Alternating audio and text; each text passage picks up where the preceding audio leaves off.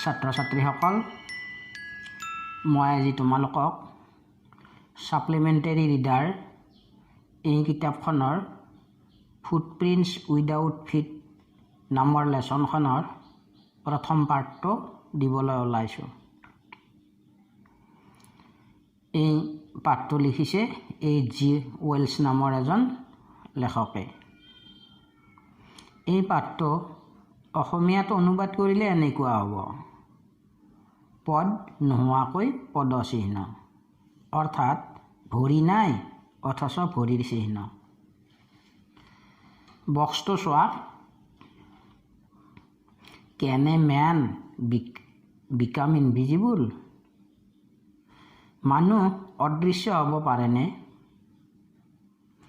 This is the story of a scientist who discovers how to make himself invisible. এই গল্পটো এগৰাকী বিজ্ঞানীৰ, যিজনে নিজকে অদৃশ্য কৰাৰ শক্তি আৱিষ্কাৰ কৰে। Does he use or misuse his discovery? তেওঁৰ এই আৱিষ্কাৰ উপকাৰী কামত ব্যৱহাৰ কৰে নে অপকাৰত ব্যৱহাৰ কৰে? Read and find out. পঢ়া আৰু বিচাৰি উলিওৱা। How did the invisible man first become visible? অদৃশ্য মানুহজন প্ৰথমতে কেনেদৰে দৃশ্যমান হৈ পৰিছিল? Why was he wandering the streets? তেওঁ কিয় ৰাস্তাত ঘূৰি ফুৰিছিল? এতিয়া আমি মূল লেচনটো পঢ়িম আৰু এই প্ৰশ্নকেইটাৰ উত্তৰ বিচাৰিম। The two boys started in surprise at the fresh muddy imprints of a pair of bare feet. সজীৱ বোকাৰ ওপৰত এযোৰ খালী ভৰিৰ খোজ দেখা পাই ল'ৰা দুজন আচৰিত হৈ পৰিছিল। What was a barefooted man doing on the steps of a house in the middle of London? London চহৰৰ মাজতে থকা এঘৰ মানুহৰ ঘৰৰ চিৰিটোৰ ওপৰত খালী ভৰিৰ মানুহজনে কি কৰি আছিল? And where was the man? আৰু মানুহজন ক'ত আছিল?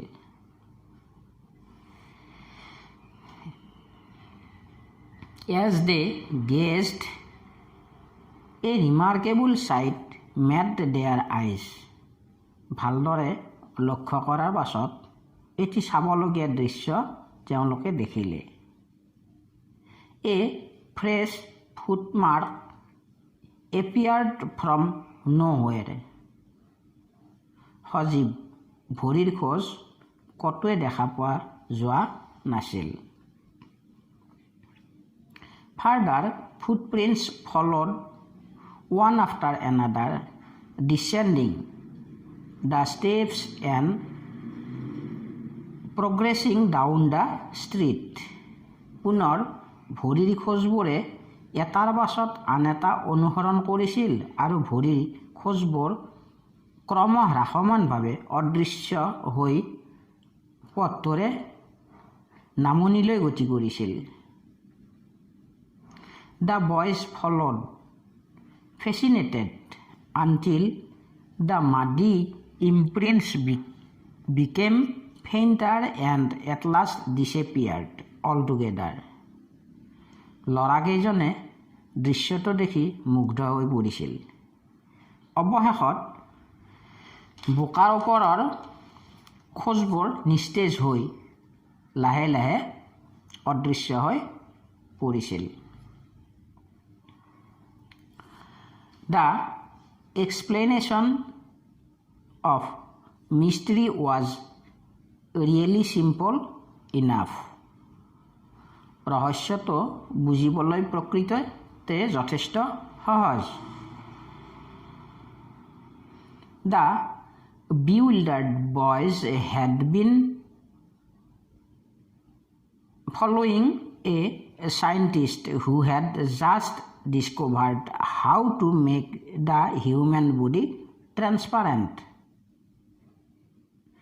বিমূৰত পৰা ল'ৰাকেইজনে এজন বিজ্ঞানীক অনুসৰণ কৰিছিল যিগৰাকী বিজ্ঞানীয়ে মাত্ৰ কিছু সময় আগতে মানুহৰ শৰীৰটো স্বচ্ছ কৰিব পৰাটো আৱিষ্কাৰ কৰিছিল Griffin, the scientist, had carried out experiment after experiment to prove that the human body could become invisible. যিগৰাকী বিজ্ঞানীয়ে এটাৰ পাছত আন এটা পৰীক্ষা কৰি প্ৰমাণ কৰিছিল যে মানৱ শৰীৰটো অদৃশ্য কৰিব পাৰি সেই বিজ্ঞানীজনৰ নাম আছিল Griffin Finally, he swallowed certain rare drugs and his body became as transparent as a sheet of glass, though it also remained as solid as glass. অৱশেষত তেওঁ এবিধ দুষ্প্ৰাপ্য ঔষধ সেৱন কৰিছিল আৰু তেওঁৰ শৰীৰটো এটা কাঁচৰ দৰে স্বচ্ছ হৈ পৰিছিল এচটা কাঁচৰ দৰে স্বচ্ছ হৈ পৰিছিল যদিও ই কাঁচৰ দৰে গোটা হৈ আছিল Brilliant scientist though he was Griffin was rather a lawless person Griffin মেধাৱী বিজ্ঞানী আছিল যদিও অত্যন্ত আইন কানুন নমনা লোক আছিল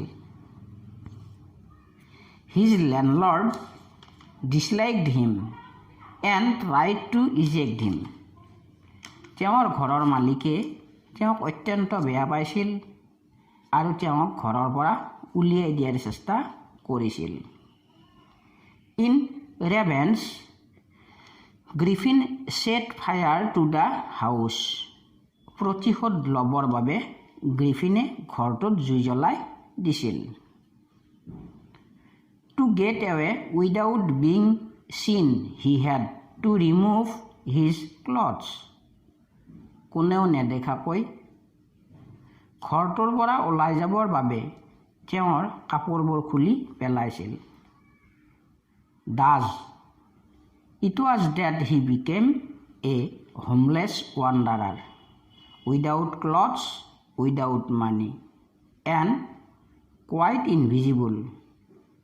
Until he happened to step in some mud and left footprints as he walked.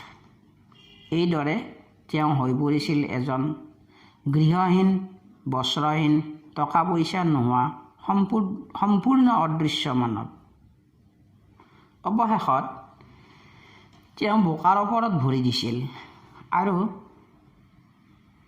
খোজ কাঢ়াৰ লগে লগে ভৰিৰ খোজবোৰৰ চিনবোৰ ৰৈ গৈছিল ৱৰ্ড মিনিং মাডি অসমীয়া অৰ্থ বোকাময় ইনপ্ৰিন্টছ অসমীয়া অৰ্থ ছাপ অব্লিক চিন বেয়াৰ ফিট অসমীয়া অৰ্থ খালী ভৰি গেজড ভালদৰে চাইছিল ৰিমাৰ্কেবল উল্লেখনীয় অব্লিক মনোমোহা ফাৰ্ডাৰ পুনৰ অব্লিক আকৌ ফল'ড অনুসৰণ কৰিছিল ওৱান আফটাৰ এনাডাৰ এটাৰ পাছত আন এটা ডেচেণ্ডিং ক্ৰম হ্ৰাসমানভাৱে প্ৰগ্ৰেছিং ডাউন তললৈ নামি যোৱা ফেচিনেটেড মুগ্ধ হৈ পৰিছিল ফেইণ্টাৰ মৰহি যোৱা অব্লিক নিস্তেজ হৈ পৰা ডিছেপিয়াৰ্ড অদৃশ্য হৈ পৰিছিল মিষ্ট্ৰী ৰহস্য ইনাফ যথেষ্ট bewildered, বিমোৰত পৰা, discovered, আৱিষ্কাৰ কৰিছিল, transparent, স্বচ্ছ, carried out, চলাইছিল, experiment, পৰীক্ষা নিৰীক্ষা, to prove, প্ৰমাণ কৰিবলৈ, human body, মানৱ শৰীৰ, invisible, অদৃশ্য, finally, অৱশেষত, swallowed, গিলিছিল, rare, দুষ্প্ৰাপ্য, solid, গোটা, rather, অত্যন্ত, landlord, ঘৰৰ মালিক, eject, খেদি পঠিওৱা, revenge, প্ৰতিশোধ, set fire, জুই জ্বলাই দিছিল, without being seen, কোনেও নেদেখাকৈ, remove, খুলি পেলোৱা, does, এইদৰে, homeless, গৃহহীন। How did the invisible man first become visible? অদৃশ্য মানৱজন প্ৰথমবাৰ কেনেকৈ দৃশ্যমান হৈ পৰিছিল?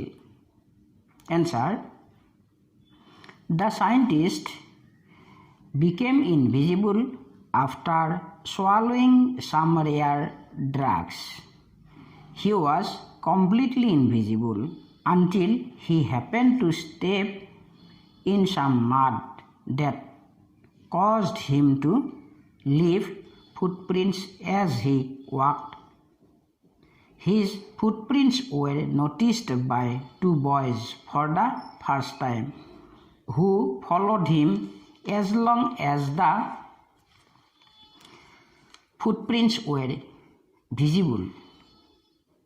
Griffin somehow got rid of the boys and went into a big London store to put on some warm clothes.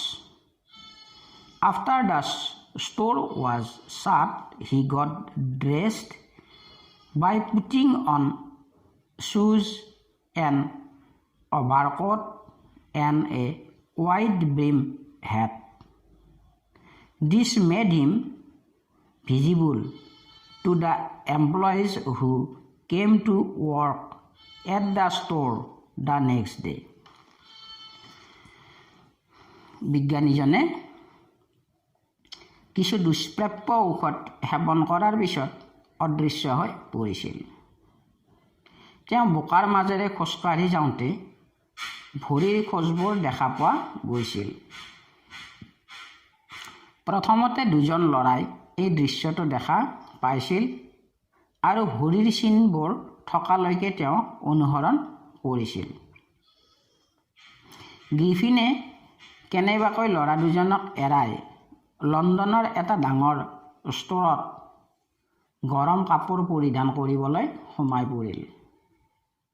ষ্ট'ৰখন বন্ধ হোৱাৰ পিছত তেওঁ জোতা, অভাৰকোট আৰু এটা বহল কাণযুক্ত টুপি পৰিধান কৰিলে। ফলত পিছদিনা ষ্ট'ৰখনৰ কৰ্মচাৰীয়ে তেওঁক দেখিবলৈ পালে। He escaped easily enough from the boys who followed his footprints in London. যিকেইজন ল'ৰাই লণ্ডনত তেওঁৰ ভৰিৰ খোজ অনুসৰণ কৰিছিল, তেওঁলোকৰ পৰা তেওঁ যথেষ্ট সহজতে পলায়ন কৰিব পাৰিছিল। But his adventures were by no means over. কিন্তু তেওঁৰ দুঃসাহসিক কাম কাজবোৰ কোনো কাৰণতে সমাপ্ত হোৱা নাছিল। He had chosen a bad time of the year to wander about London without clothes. কাপোৰ কানি নোহোৱাকৈ লণ্ডন চহৰত ভ্ৰমণ কৰি ফুৰা সময়টো আছিল বছৰটোৰ ভিতৰত অসময়। It was mid-winter. সময়টো আছিল শীতকালৰ মাজভাগ। The air was bitterly cold and he could not do without clothes. অত্যন্ত শীতল বতাহত কাপোৰ কানি নোহোৱাকৈ তেওঁ একো কৰিব পৰা নাছিল। Instead of walking about the streets, he decided to slip into a big London store for warmth. ৰাস্তাই ৰাস্তাই ঘূৰি ফুৰাৰ পৰিৱৰ্তে লণ্ডন চহৰৰ এখন দোকানত সোমাই গৰম কাপোৰৰ লোৱাৰ সিদ্ধান্ত কৰিছিল। Closing time arrived, and as soon as the doors were shut, Griffin was able to give himself the pleasure of clothing and feeding himself without regard to expense. দোকানখনৰ বন্ধৰ সময় হৈছিল আৰু ততালিকে দৰজাবোৰ বন্ধ হৈ পৰিছিল। গ্ৰিফিনে দোকানৰ ভিতৰত সোমাই কাপোৰৰ আনন্দ লগতে কোনো খৰচ নোহোৱাকৈ খাদ্য উপভোগ কৰিছিল। He broke open boxes and wrappers and fitted himself out with warm clothes. তেওঁ বাকচবোৰ ভাঙি খুলিছিল, লগতে কাপোৰ পিন্ধি নিজকে গৰম অনুভৱ কৰিছিল।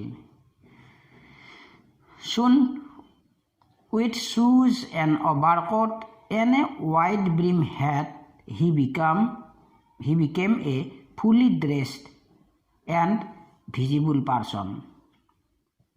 ততালিকে জোতা, কোট লগতে সন্মুখৰ ফালটো আগফালে ওলাই পৰা এটা বহল টুপি পৰিধান কৰি সম্পূৰ্ণ পোছাক পৰিহিত এজন দৃশ্যমান মানুহ হৈ পৰিল। In the kitchen of the restaurant, he found cold meat and coffee, and he followed up the meal with sweet and wine taken from the grocery store.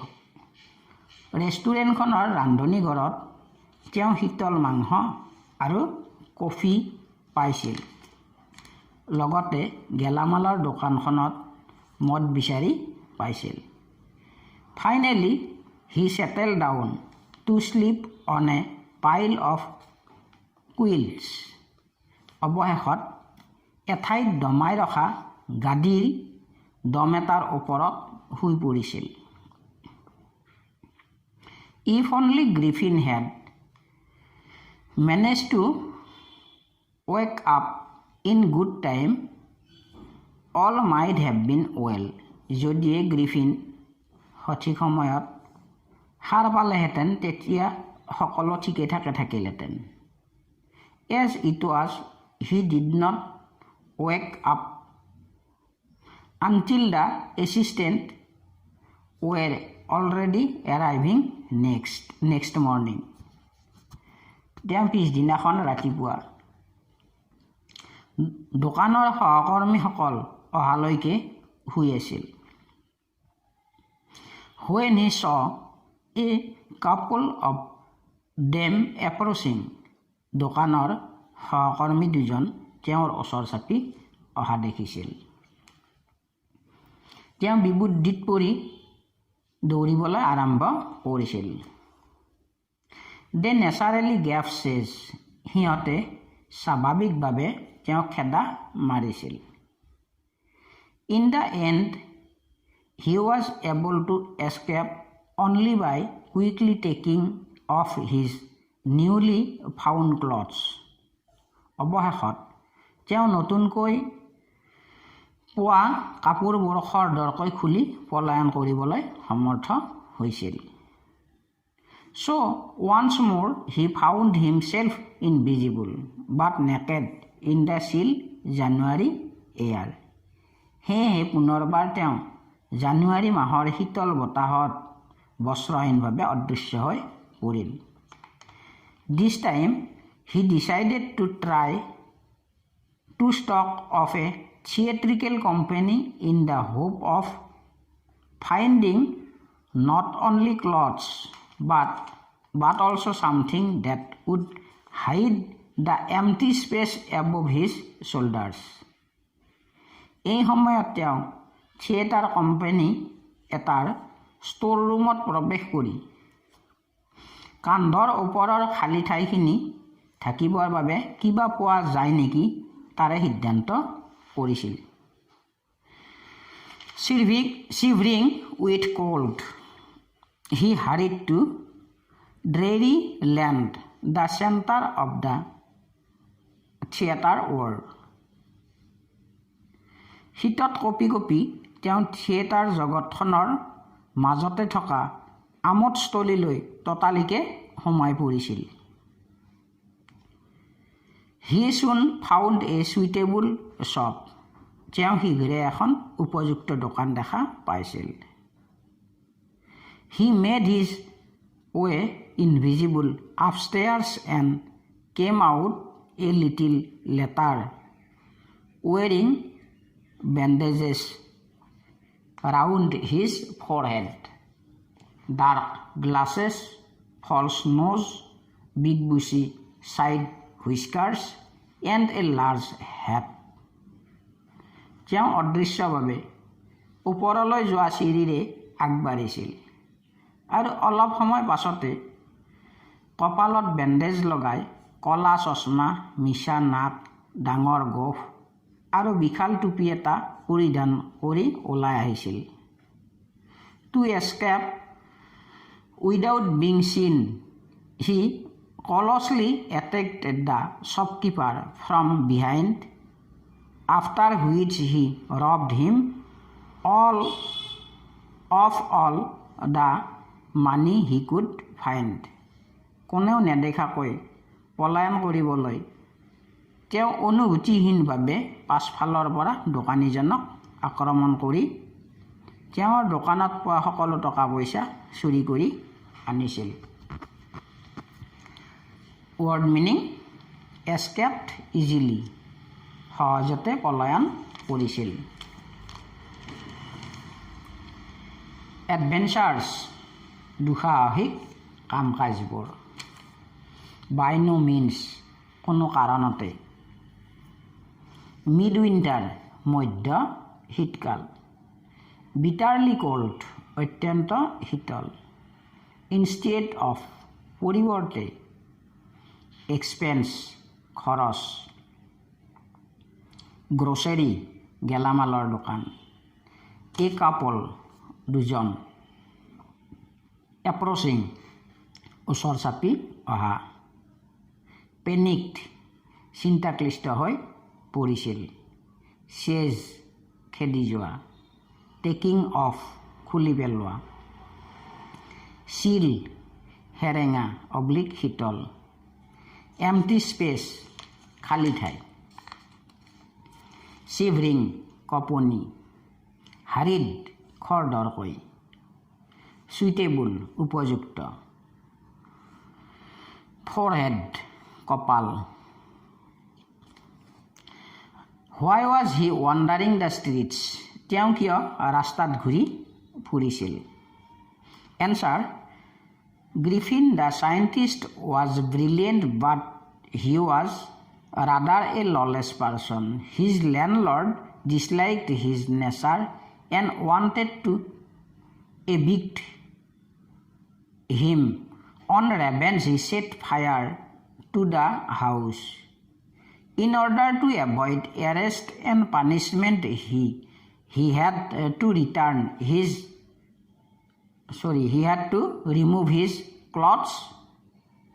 Thus, he became an invisible, homeless person without clothes and money. He began to wander along the streets of London aimlessly.